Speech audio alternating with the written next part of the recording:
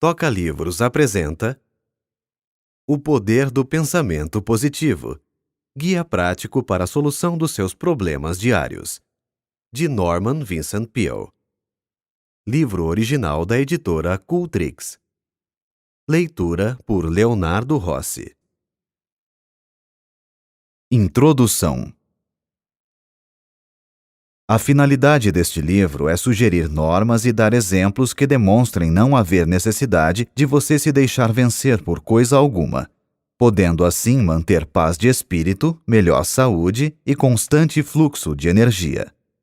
Em resumo, você poderá levar uma vida feliz e satisfeita. Disso não tenho dúvida alguma, pois tenho observado inúmeras pessoas aprenderem e seguirem uma norma de conduta simples que lhes tem proporcionado em suas vidas os benefícios acima. Tais asserções, que poderão parecer extravagantes, baseiam-se em demonstrações observadas na experiência humana. Realmente, muitas pessoas se deixam vencer pelos problemas da vida cotidiana. Passam os dias lutando, talvez até mesmo lamuriando-se, sob o peso de um penoso ressentimento para com aquilo que consideram a má sorte que a vida lhes reservou. Em certo sentido, poderá haver tal coisa como a sorte nesta vida, mas existe também um espírito e método pelos quais poderemos dominar e mesmo determinar essa sorte. É lamentável que as pessoas se deixem vencer pelos problemas, cuidados e dificuldades da existência, o que não deixa de ser completamente desnecessário. Ao dizer isso, certamente não ignoro nem mesmo menosprezo as dificuldades e tragédias do mundo, mas também não permito que elas predominem. Você poderá deixar-se dominar pelos obstáculos a ponto de eles o escravizarem e se tornarem os fatores dominantes. Sabendo como afastá-los do espírito, recusando-se a tornar-se mentalmente subserviente a eles e canalizando a força espiritual pelos seus pensamentos, você poderá sobrepujar os obstáculos que comumente poderiam esmagá-lo. Pelos métodos que delinearei, não haverá lugar para que tais obstáculos se interponham para destruir-lhe a felicidade e o bem-estar. Você apenas será vencido se quiser. Este livro lhe ensinará como não querer ser derrotado. O objetivo deste livro é direto e simples. Não há nele pretensão de oferecer lavores literários e tampouco demonstrar quaisquer conhecimentos desusados da minha parte. Foi escrito com o único fim de auxiliar o leitor a conseguir uma vida feliz, satisfeita e digna. Creio inteira e entusiasticamente em certos princípios realmente eficientes, que, se praticados, proporcionarão uma vida vitoriosa. É meu alvo expô-lo neste volume de uma maneira lógica, simples e compreensível, a fim de que o leitor possa aprender um método prático pelo qual chegue a construir para si, com a ajuda de Deus, a espécie de vida que deseja no âmago de seu coração. Se você ler este livro com profunda atenção, absorvendo cuidadosamente os seus ensinamentos, e se praticar sincera e persistentemente os princípios e fórmulas nele expostos, irá experimentar extraordinária melhora em si mesmo. Usando a técnica nele delineada, poderá alterar ou modificar por completo as circunstâncias em que agora vive, passando a dominá-las ao invés de ser dominado por elas. Suas relações com as outras pessoas tornar-se-ão melhores. Você será bem-quisto. Apoderando-se de tais princípios, gozará uma nova e agradável sensação de bem-estar. Poderá atingir um grau de saúde que até então desconhecia e experimentar novo e inefável prazer na vida. Tornar-se-á uma pessoa mais útil e verá expandir a força de sua influência. Como posso ter tanta certeza de que a prática desses princípios produzirá tais resultados? É muito simples. Durante muitos anos, na igreja do Colégio de Mármore da cidade de Nova York, ensinamos um sistema de vida criadora baseado numa técnica espiritual, anotando cuidadosamente sua atuação na vida de centenas de pessoas. O que faço não é uma série especulativa de asserções extravagantes, pois tais princípios operaram de modo tão eficiente durante tão grande período de tempo que se encontram agora firmemente estabelecidos como uma verdade documentada e demonstrável. O sistema delineado é um método aperfeiçoado, realmente extraordinário, para se viver feliz. Em meus trabalhos escritos, inclusive vários livros, em meus artigos que semanalmente aparecem em quase 100 de jornais, no programa para as estações de rádio que venho fazendo há mais de 17 anos, em nossa revista, o Guideposts, e nas palestras em dezenas de cidades, tenho ensinado esses mesmos princípios científicos, porém simples, para se obter a saúde e a felicidade. Centenas de pessoas os têm lido, escutado e praticado, e os resultados têm sido invariavelmente os mesmos: vida nova, nova energia, aumento de eficiência e maior felicidade. Como muitas pessoas me pediram que pusesse esses princípios em forma de livro, o que seria melhor para estudar e praticar, resolvi então publicar esse novo volume, sob o título de O Poder do Pensamento Positivo. Desnecessário acentuar que os poderosos princípios aqui contidos não são inventados por mim. São nos dados pelo maior mestre que já viveu e ainda vive. Este livro ensina a religião aplicada. É um sistema científico de técnica prática para se viver feliz e que surte efeito. Norman Vincent Peale. Você acabou de ouvir o trailer. Agora fique com o começo deste audiolivro. Capítulo 1. Tenha confiança em si mesmo. Tenha confiança em si mesmo. Tenha confiança em suas aptidões. Sem uma confiança simples, porém sólida em sua própria força, você não poderá ser coroado de êxito nem ser feliz. Terá, porém, sucesso se tiver a necessária confiança em si mesmo. A sensação de inferioridade e de inaptidão costuma intervir na materialização de nossas esperanças. Mas se tivermos confiança em nós mesmos, atingiremos nossos objetivos. Dada a importância dessa atitude mental, este livro auxiliará você a ter fé e a libertar a sua força interior. É contristador notar o número de pessoas que se veem prejudicadas e infelizes em virtude desse mal que popularmente se designa por complexo de inferioridade. Mas você não tem necessidade alguma de saber desse mal. Você pode vencê-lo mediante certas medidas, podendo desenvolver em si mesmo uma fé criadora, uma fé que justifica. Após falar perante uma convenção de homens de negócios no auditório de uma cidade, estava eu ainda no palco cumprimentando algumas pessoas quando se acercou de mim um homem presa de viva emoção. Perguntou-me se podia falar comigo a respeito de uma questão importante que o atormentava. Pedi-lhe que esperasse até que todos saíssem. Quando isso se deu, fomos sentar-nos nos bastidores do palco. Estou nessa cidade para tratar de um negócio mais importante da minha vida, explicou. Se eu for bem-sucedido, será a minha felicidade. Se fracassar, serei um desgraçado. Sugeri-lhe que se acalmasse um pouco e não encarasse a questão sob um aspecto assim tão desanimador. Se fosse coroado de êxito, seria naturalmente esplêndido. Se não o fosse, bem, começaria novamente a vida. Falta-me confiança em mim mesmo, murmurou ele com desalento. Não tenho confiança em mim, nem creio que possa adquiri-la. Sinto-me deprimido, completamente sem coragem. Realmente, lamentou, sinto-me prestes a naufragar e dizer que estou com 40 anos de idade. Por que me vejo sempre atormentado por essa sensação de inferioridade, por essa falta de confiança e essa descrença constante?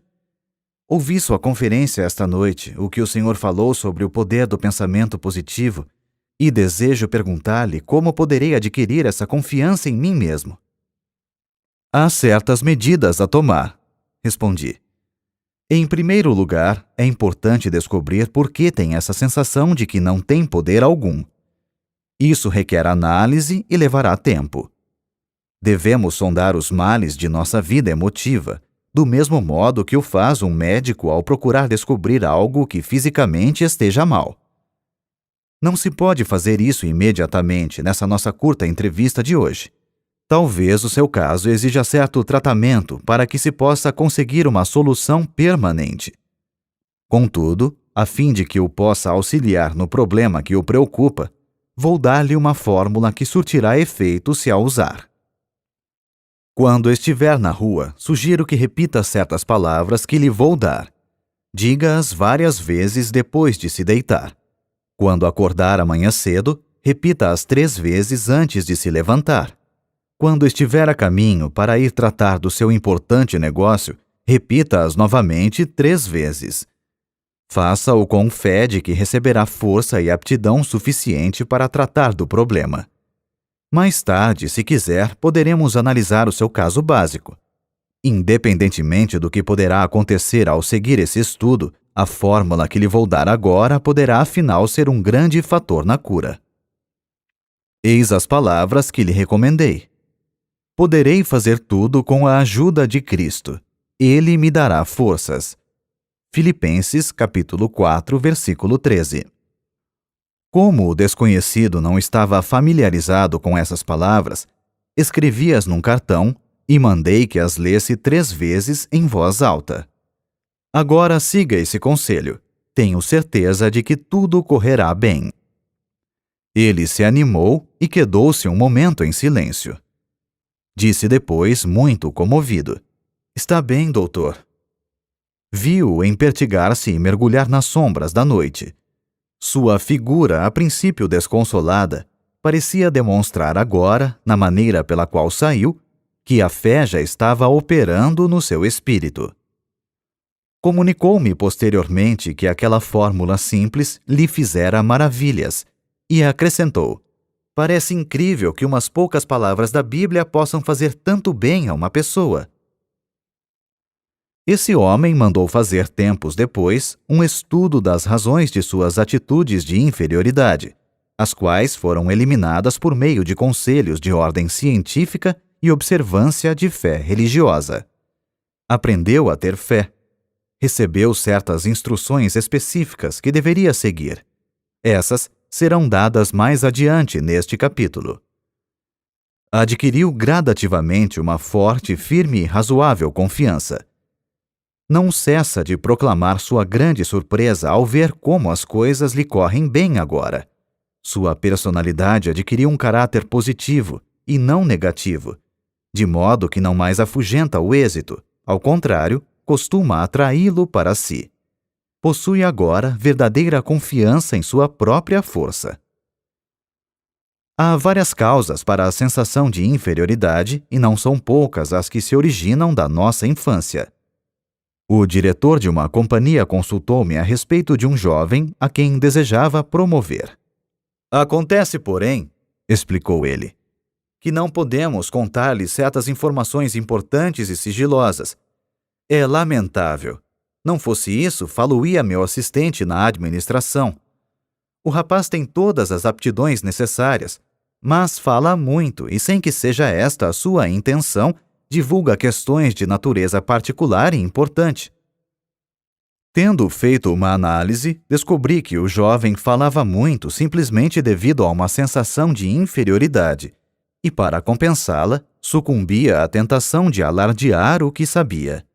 Ligara-se a homens mais ou menos bem instalados na vida, que haviam cursado universidades e faziam parte de associações. Ele, no entanto, havia sido criado na pobreza, não cursara uma universidade e não era membro de associação alguma. Sentia-se assim inferior aos companheiros tanto em cultura como em posição social. Para fazer figura no meio deles e realçar seu amor próprio, seu subconsciente, que sempre procurava prover o mecanismo que compensasse, fornecia-lhe os meios para elevar o seu eu. Sabia o que se passava na alta esfera da indústria e acompanhava o chefe a conferências, onde encontrava homens preeminentes e ouvia importantes conversações de caráter particular. Relatava aos companheiros boa parte das informações que não deviam transpirar, com o propósito de fazer com que eles o admirassem e invejassem. Isso servia para aumentar o seu amor próprio e satisfazer seu desejo de ser reconhecido como um grande elemento. O chefe, um homem bom e compreensivo, quando percebeu a causa dessa característica de sua personalidade, fez ver ao rapaz as oportunidades a que suas aptidões poderiam conduzir. Descreveu-lhe também como aquela sua sensação de inferioridade fazia com que não se pudesse contar com ele em assuntos confidenciais. Caindo em si e observando depois sinceramente a técnica da fé e das orações, o jovem veio a tornar-se um valioso elemento na companhia. Sua verdadeira força tinha se libertado. Posso, talvez, por meio de uma referência pessoal, ilustrar a maneira pela qual muitos jovens adquirem o complexo de inferioridade. Quando menino, eu era extremamente magro. Tinha muita energia, fazia parte do time de corredores nas competições esportivas, gozava de boa saúde e era bastante rijo, mas muito magro. Isso me atormentava porque não queria ser magro. Desejava ser gordo. Chamavam-me de magricela e eu não gostava desse apelido. Preferiria que me chamassem de gorducho. Sonhava em ser valentão, forte e gordo. Fazia de tudo para engordar. Bebia óleo de fígado de bacalhau, consumia uma grande quantidade de milkshakes, sorvetes de chocolate com creme e nozes, bolos e tortas, mas era como se nada adiantasse. Não engordava mesmo. Passava noites acordado pensando no meu físico e sofria com isso. Continuei a tentar ganhar peso até quase os 30 anos, e foi então que, inesperadamente, comecei a engordar a olhos vistos. A gordura começou a preocupar-me. Passara da conta. Finalmente tive que fazer uma dieta para reduzir o peso. Foi um sofrimento poder conseguir um corpo mais ou menos razoável. Em segundo lugar, para encerrar esta análise pessoal que estou expondo, para mostrar aos outros como opera esse mal, eu era filho de um pastor e ninguém se esquecia de lembrar-me esse fato. Todos os companheiros podiam fazer o que bem entendessem, mas ai de mim se tentasse fazer uma pequenina coisa qualquer. Lá vinha a crítica. Oh, você, um filho de pastor?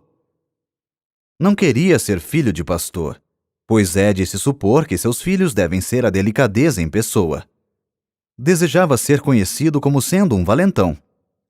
Talvez seja essa a razão por que os filhos de pastores adquirem a reputação de serem algo intratáveis. Revoltam-se contra o fato de terem que empunhar sempre a bandeira da igreja. Jurei que uma coisa jamais faria: a de tornar-me pastor. Acontece que eu descendia de uma família cujos membros, na sua totalidade, eram artistas e gostavam de fazer discursos, uma coisa de que eu absolutamente não queria ouvir falar. Costumavam fazer levantar-me em público para discursar, e nessas ocasiões eu quase morria de medo. Ficava mesmo apavorado. Isso faz muitos anos. De quando em quando sinto ainda algo daquela desagradável sensação de outrora quando subo a uma tribuna para falar em público. Tinha que empregar todos os recursos conhecidos para despertar a confiança na força que, porventura, Deus me dera.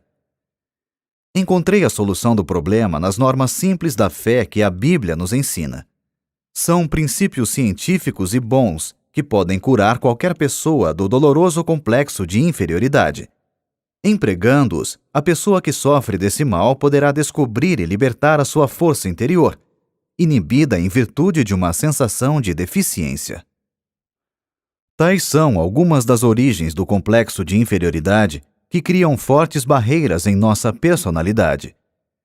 Ele advém de alguma emoção violenta em nossa infância, ou das consequências de certas circunstâncias ou de algo que fizemos a nós mesmos. É um mal que, da névoa do passado, surge nos recessos sombrios de nossa personalidade. Talvez você tenha um irmão que foi um brilhante estudante. Ele tirava as primeiras notas na escola e você as notas baixas, e isso durante todo o tempo do curso. Você acreditou que jamais alcançaria o mesmo êxito que estava reservado a seu irmão. Ele obtinha notas altas e você notas baixas. Isso fazia você pensar que nunca poderia melhorar sua situação. Aparentemente, não lhe passava pelo espírito que algumas das pessoas que não haviam tirado boas notas na escola eram justamente aquelas que tinham tido maior êxito na vida. O simples fato de alguém tirar notas brilhantes no colégio não quer dizer que esteja fadado a ser o homem mais importante do país, pois é bem possível que essas notas brilhantes cessem ao receber ele o diploma, e que a pessoa que teve notas baixas venha a receber depois, na vida, as verdadeiras notas altas. O segredo para eliminar o complexo de inferioridade, que é outro termo para a completa falta de confiança em si mesmo, está em impregnar o espírito de uma grande fé. Desenvolva sua fé em Deus, e isso o fará ter absoluta confiança em si mesmo. Consegue-se uma formidável confiança em si mesmo por meio de orações, lendo e absorvendo mentalmente a Bíblia e praticando as suas normas. Tratarei em outro capítulo das formas específicas de orações, mas desejo acentuar aqui que é de natureza particular a espécie de orações que produzem a fé necessária para eliminar o complexo de inferioridade. Orações superficiais, formalísticas e rotineiras não são suficientemente poderosas. Perguntaram a uma excelente senhora negra, cozinheira de uns amigos que tenho no Texas, como conseguiria vencer as suas dificuldades. Ela respondeu que os pequenos problemas podiam ser resolvidos por meio de orações comuns, mas que quando havia um problema muito grave, tornava-se então necessário muitas orações. Um dos meus mais interessantes amigos foi o finado Harlow B. Andrews, de Siracusa, Nova York. Um dos melhores homens de negócios e um dos mais competentes peritos espirituais que até então conheci. Declarou ele que o mal da maioria das orações está no fato de não serem cumpridas. Aprenda a fazer orações cumpridas para que possa, com fé, chegar a um resultado.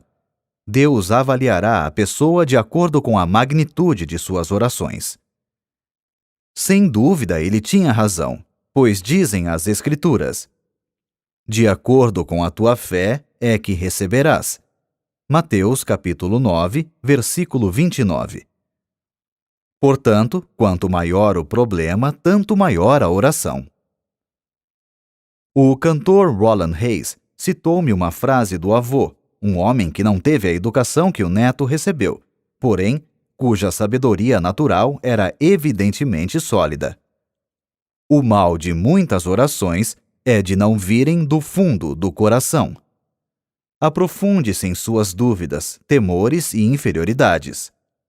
Ore muito, faça muitas orações, fazendo-as brotar do íntimo de seu coração, e conquistará uma vital e forte confiança em si mesmo. Procure um competente conselheiro espiritual e deixe-o ensinar-lhe como ter fé. A capacidade de possuir e utilizar a fé e de conseguir a libertação da força que ela proporciona é uma habilidade que, como qualquer outra, deve ser estudada e praticada, a fim de se chegar à perfeição. No fim deste capítulo, há uma lista de 10 sugestões para se vencer o complexo de inferioridade e desenvolver a fé. Pratique-as diligentemente e elas o auxiliarão a criar confiança em si mesmo, dissipando a sua sensação de inferioridade, por mais profunda que seja. Nesse ponto, desejo frisar que para adquirir essa sensação de confiança, é de grande eficiência a prática de infundir no espírito conceitos encorajadores. Se o seu espírito ficar obcecado por ideias de insegurança e inaptidões, será isso naturalmente devido ao fato de as ter deixado dominar-lhe o pensamento durante um longo período de tempo. É preciso que dê ao espírito outra qualidade de ideias mais positivas, o que conseguirá com repetidas sugestões de pensamentos estimuladores. Nas árduas atividades da vida cotidiana é preciso disciplinar o pensamento se se quer educar novamente o espírito e fazê-lo um gerador de energias.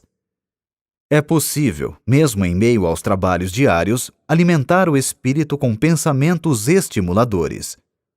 Permita-me, leitor, que lhe fale sobre um homem que assim procedia, utilizando-se de um método característico. Numa manhã de rigoroso inverno, ele veio buscar-me no hotel numa cidade do Oeste Central, para levar-me a outra cidade 35 milhas distante, onde eu tinha que fazer uma palestra. Subimos ao automóvel. Ele passou logo a imprimir certa velocidade ao carro, o que achei algo inconveniente, pois a estrada estava escorregadia. Lembrei-lhe de que dispunhamos de bastante tempo e sugeri que moderasse a marcha. "Não se preocupe quando eu estiver guiando", respondeu ele. Eu mesmo costumava sentir muita insegurança, mas acabei dominando-me. Tinha medo de tudo, de andar de automóvel e de avião. Quando alguma pessoa de minha família fazia uma viagem, ficava preocupado até que regressasse. Vivia sempre com a sensação de que ia acontecer alguma coisa, e isso me tornava a vida um sofrimento. Vivia dominado por esse complexo. Não tinha confiança em mim. Esse estado de espírito refletiu-se em meus negócios. As coisas não me corriam muito bem. Mas descobri um plano maravilhoso que me eliminou toda aquela sensação de insegurança. Hoje em dia, tenho confiança em mim e na vida. Era este o plano maravilhoso. Ele apontou para 2 clipes fixados no painel do carro, logo abaixo do para-brisa, e depois tirou do porta-luvas um maço de cartões. Escolheu um e colocou-o debaixo do clipe. Lia-se no cartão: "Se tens fé, nada será impossível." Mateus, capítulo 17, versículo 20. Tirou o cartão e embaralhou com uma só mão os outros cartões, enquanto guiava com a outra. Pegou um ao acaso e colocou-o debaixo do clipe. Dizia o segundo cartão: "Se Deus estiver conosco, quem irá poder estar contra nós?" Romanos, capítulo 8, versículo 31. "Sou caixeiro viajante", explicou ele. "Ando o dia todo de automóvel visitando a freguesia. Descobri que, quando a gente está guiando, toda sorte de pensamentos nos assalta o espírito. Se a qualidade do pensamento é negativa, passa-se o dia todo com ideias negativas, o que é ruim. Era o que acontecia comigo. Quando no automóvel, entre uma visita e outra, costumava pensar coisas pessimistas, sempre com a impressão do medo. E, a propósito, essa era uma das razões por que minhas vendas estavam decrescendo. Mas depois que comecei a usar esses cartões e a decorar suas frases enquanto guio, aprendi a pensar diferentemente. Aquela sensação antiga de insegurança que não me largava desapareceu, por assim dizer. Ao invés de pensar agora em coisas pessimistas, penso em coisas otimistas e encho-me de coragem. É realmente maravilhosa a transformação que esse método operou em mim. Auxilia-me nos negócios também. De fato, como pode uma pessoa esperar fazer uma venda se vai à casa do freguês com a ideia de que não conseguirá vender-lhe coisa alguma? Esse plano usado pelo meu amigo é muito sábio. Imbuindo o espírito com a afirmativa de que Deus está presente e o auxiliará, modificou realmente o processo de seus pensamentos. Deu paradeiro àquela sensação de insegurança que havia muito o dominava. Libertou-se-lhe a poderosa força que nele se achava inibida. Formamos essa sensação de insegurança ou segurança consonante à maneira de pensarmos. Se em nossos pensamentos ficamos sempre na expectativa de horríveis acontecimentos, resultará que ficaremos constantemente presa de uma sensação de insegurança. O que é ainda mais grave, tenderemos a criar, pela força do pensamento, as próprias condições que tememos. Aquele vendedor realmente criou resultados positivos pensando em coisas estimuladoras por meio daquele processo de colocar os cartões diante de si no carro. Sua força, curiosamente inibida por uma psicologia derrotista, flui agora de uma personalidade na qual foram estimuladas atitudes criadoras. A falta de confiança em si mesmo é aparentemente um dos grandes problemas que atormentam um considerável número de pessoas hoje em dia. Fez-se uma investigação em 600 alunos de cursos de psicologia. Pediu-se-lhes que expusessem os seus mais diferentes problemas pessoais. 75% declararam que não tinham confiança em si. Seguramente é de presumir que essa mesma grande proporção se aplique à população em geral. Encontram-se por toda parte pessoas que intimamente são medrosas, receiam enfrentar a vida, sofrem de uma profunda sensação de incapacidade e insegurança e duvidam de sua própria força. No íntimo de seu ser, não confiam em sua capacidade de arcar com responsabilidades. Com isso, deixam de aproveitar as oportunidades que aparecem. Vivem sempre atormentadas por um vago e sinistro temor de que algo não vai dar certo. Não acreditam que o que desejam ser depende unicamente delas, razão por que procuram contentar-se com algo menos digno do que poderiam conseguir com a sua capacidade. Milhares e milhares de pessoas passam a vida rastejando, vencidas e presas do medo. No entanto, na maioria dos casos, tal negação de força é desnecessária. Os golpes da vida, a acumulação de dificuldades e a multiplicidade de problemas tendem a solapar as energias e a deixar a pessoa gasta e desencorajada. Em tais condições, a verdadeira situação da força se acha muitas vezes obscura, e a pessoa deixa-se vencer pelo desânimo, o que os fatos, aliás, não justificam. É vitalmente essencial avaliar novamente os bens que a nossa personalidade possui. Se o fizermos de modo razoável, constataremos que a nossa situação é menos penosa do que se nos afigura. Um exemplo. Um homem de 52 anos veio consultar-me uma vez. Demonstrava estar completamente desesperado. Disse-me que estava liquidado. Informou-me que havia perdido tudo o que tinha, fruto de toda uma existência de trabalho. Tudo? Perguntei. Tudo. Estou liquidado, repetiu. Não ficou coisa alguma. Perdi tudo. Não há mais esperanças e estou muito velho para recomeçar a vida. Perdi toda a fé em mim. Naturalmente, condoeu-me aquela situação. Mas era evidente que a principal dificuldade era o fato de as pesadas sombras do desespero lhe terem penetrado o espírito, descolorindo-lhe as perspectivas e provocando-lhe uma distorção. Suas verdadeiras energias tinham ficado inibidas com a tortura de seus pensamentos, travando-lhe assim a ação. Mas que tal se pegássemos uma folha de papel e anotássemos os bens que ainda lhe restam? Propus. Não há necessidade, suspirou ele. Não me ficou coisa alguma. Creio que já mencionei isso. Mesmo assim, vamos ver, insisti. Perguntei-lhe depois. Sua esposa ainda está com o senhor? Como? É claro que está. É uma criatura admirável. Há 30 anos que estamos casados, jamais ela me abandonaria por pior que fosse a situação. Está bem, vamos anotar isso. Sua esposa continua em sua companhia e não o abandonará aconteça o que acontecer. Que diz a respeito dos filhos? Tem filhos? Tenho, respondeu. Tenho 3, e são realmente 3 criaturas adoráveis.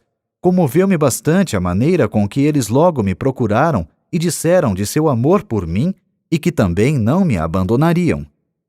Bem, aí temos o item número 2. 3 filhos que o amam e não o abandonarão. Tem amigos? Sim, de fato tenho alguns bons amigos. Devo confessar que foram muito corretos. Vieram visitar-me e disseram que gostariam de auxiliar-me. Mas que podem fazer? Não podem fazer coisa alguma. Este é o item número 3. Tem alguns amigos que gostariam de ajudá-lo e o têm em grande estima. Que me diz de sua integridade? Agiu mal alguma vez? Não há nada contra a minha integridade. Sempre procurei agir direito. Tenho a consciência limpa. Muito bem. Anotemos a sua integridade como sendo o item número 4. Que me diz da sua saúde? Gozo de boa saúde. Poucas vezes fiquei doente. Creio que estou em boa forma fisicamente. Anotemos isso como sendo o item número 5, boa saúde. Que acha dos Estados Unidos? Acha que continuam ainda em franco comércio e seja o país das oportunidades? Acho sim. É o único país no mundo em que eu gostaria de viver. Eis o item número 6. O senhor vive nos Estados Unidos, o país das oportunidades, e está satisfeito de viver aqui. Indaguei depois. E o que me diz de sua fé religiosa? Crê em Deus e crê que Ele o auxiliará? Sim. Não creio que teria suportado tudo isso se não tivesse alguma ajuda de Deus. Agora, vamos ver a relação dos bens anotados. 1. Uma esposa maravilhosa, casado há 30 anos. 2. 3 filhos devotados que não o abandonarão. 3. Amigos que o querem ajudar e que o têm em grande estima. 4. Integridade. Nada fez que o possa envergonhar. 5. Boa saúde. 6. Vive nos Estados Unidos, o maior país do mundo. 7. Tem fé religiosa. Mostrei-lhe na mesa a folha de papel. Olhe isso. Acho que possui tantos bens. Julgara pelo que me dissera tivesse perdido tudo. Ele sorriu meio envergonhado. De fato, não pensei nessas coisas, disse. Isso não me passou pela cabeça. Talvez a situação não seja realmente tão má, declarou pensativamente. Quem sabe? Talvez pudesse começar de novo a vida se conseguisse apenas adquirir certa confiança e pudesse sentir alguma força dentro de mim. Bem, ele compreendeu tudo e tratou de começar a vida novamente. Conseguiu fazê-lo somente depois de ter modificado seu ponto de vista e sua atitude mental. A fé varreu as dúvidas que o assaltavam, e uma força, o bastante para vencer suas dificuldades, emergiu do íntimo de seu ser. Esse incidente ilustra uma profunda verdade expressa num documento muito importante do célebre psiquiatra Dr. Karl Menninger. Disse ele: as atitudes são mais importantes que os fatos. Vale a pena repetirmos essa frase para que possamos aurir a verdade que ela encerra. Qualquer fato que enfrentarmos, por mais penoso que seja, mesmo que pareça irremediável, não será tão importante como a nossa atitude para com ele. Da maneira como julgamos um fato é que poderemos ser derrotados antes que possamos tomar qualquer medida com relação a ele. Poderemos talvez permitir que o fato nos esmague mentalmente antes que comecemos a tratar realmente dele. Por outro lado, a observância de pensamentos otimistas e animadores pode modificar ou dominar inteiramente o fato. Conheço um homem que é muito valioso para a sua companhia, não por causa de qualquer habilidade extraordinária, porém, por causa do fato de ele sempre demonstrar ser possuidor de um espírito animador. Quando seus companheiros encaram com pessimismo certo problema, ele logo empresta um método a que deu o nome de o método aspirador de pó. Isto é, por meio de uma série de perguntas, ele aspira o pó do espírito de seus companheiros, arranca-lhes as atitudes negativas. Depois, muito serenamente, sugere-lhes ideias positivas com relação ao problema, infundindo-lhes novas atitudes, as quais lhes dão nova concepção dos fatos. Muitas vezes os companheiros comentavam os problemas, os quais lhes pareciam diferentes quando esse homem começava a operar sobre eles.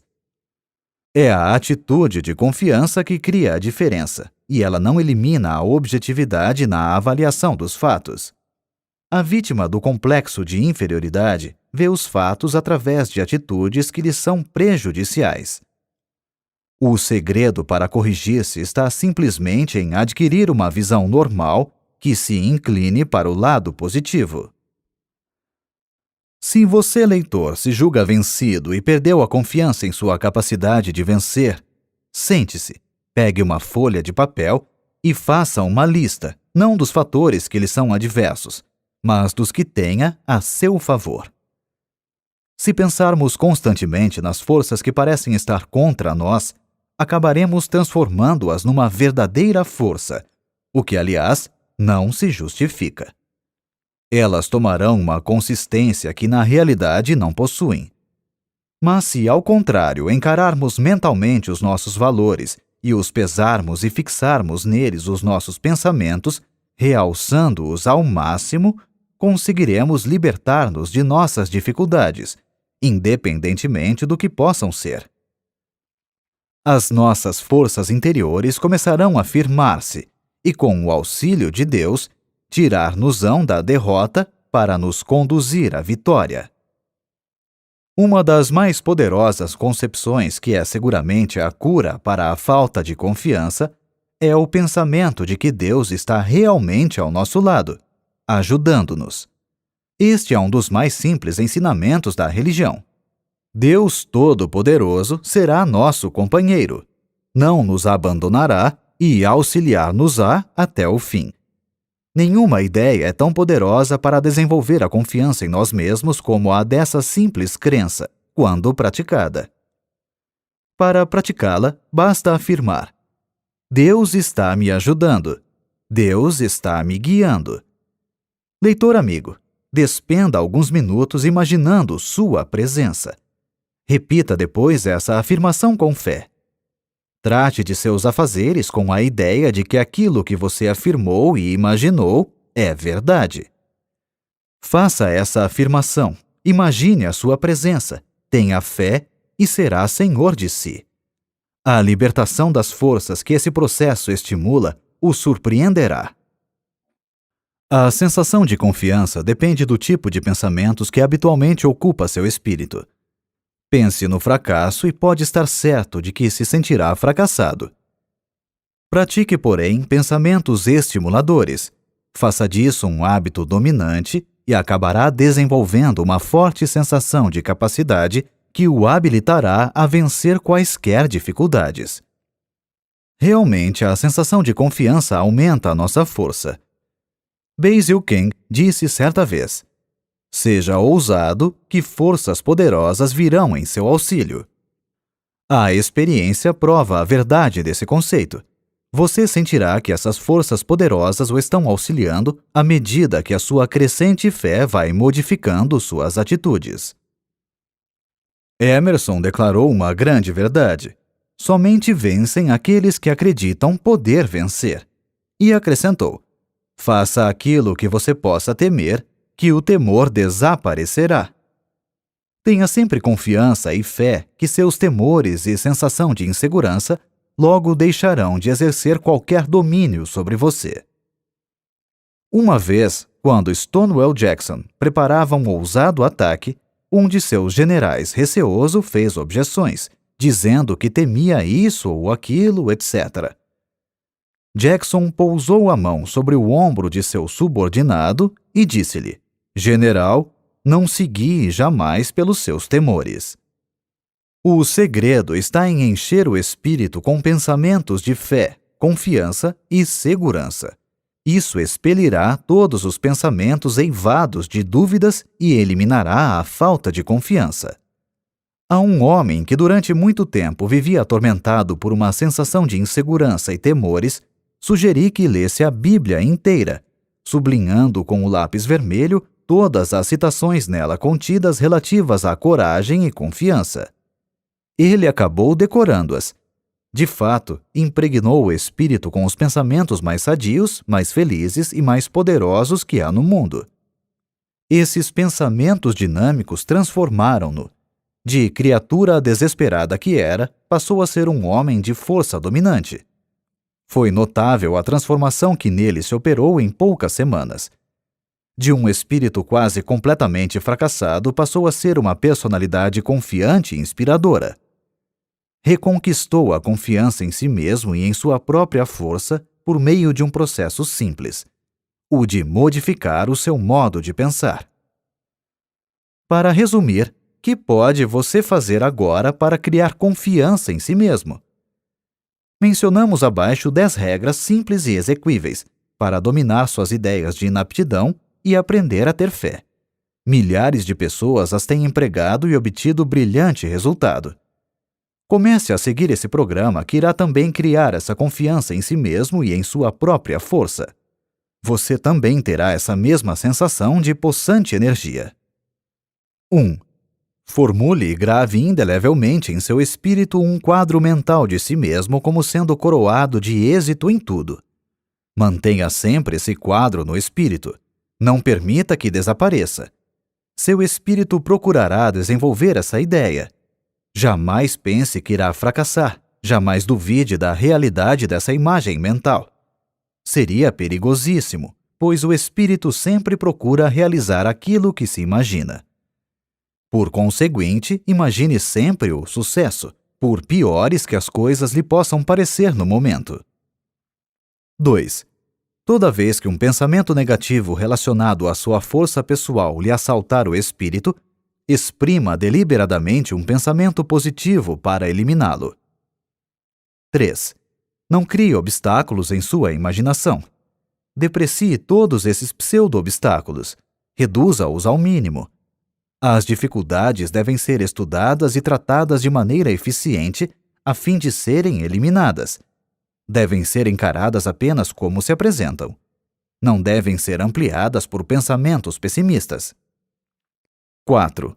Não se deixe atemorizar por outras pessoas. Procure imitá-las. Ninguém pode ter a sua eficiência. Lembre-se também que a maioria das pessoas, não obstante mostrar confiança em si, sente-se muitas vezes tão receosa e tão hesitante quanto você. 5. Repita 10 vezes ao dia estas palavras dinâmicas. Se Deus estiver conosco, quem irá poder estar contra nós? Romanos 8:31. Suspenda aqui a leitura e repita-as agora, lentamente e com confiança. 6. Arranje um competente conselheiro para ajudá-lo a compreender a razão de ser de seu modo de agir. Conheça a origem de sua sensação de inferioridade e indecisões, a qual muitas vezes tem muitas raízes na infância. O conhecimento de nós mesmos é um fator de cura. 7. Repita 7 vezes ao dia, em voz alta, se possível, o seguinte versículo: Poderei fazer tudo com a ajuda de Cristo. Ele me dará forças. Filipenses, capítulo 4, versículo 13. Repita-o agora. Esta declaração mágica é o mais poderoso antídoto que existe na Terra para os pensamentos pessimistas. 8. Avalie exatamente a sua própria capacidade e dê-lhe depois 10% de acréscimo. Não se torne egoísta. Trate de desenvolver o respeito próprio. Tenha confiança na sua própria força como sendo libertada por Deus. 9. Entregue-se a Deus. Para fazer isso, basta dizer simplesmente: Estou entregue a Deus. Creia depois que está recebendo, nessa ocasião, todas as energias de que necessita. Sinta-as fluindo para dentro de você. Afirme que o reino de Deus está na sua própria alma. Lucas, capítulo 17, versículo 21. Na forma de uma força apropriada para enfrentar a vida. 10. Lembre-se que Deus está com você e que nada poderá vencê-lo. Creia que está agora recebendo dele toda a força necessária. Toca Livros. Baixe o aplicativo e termine essa história conosco.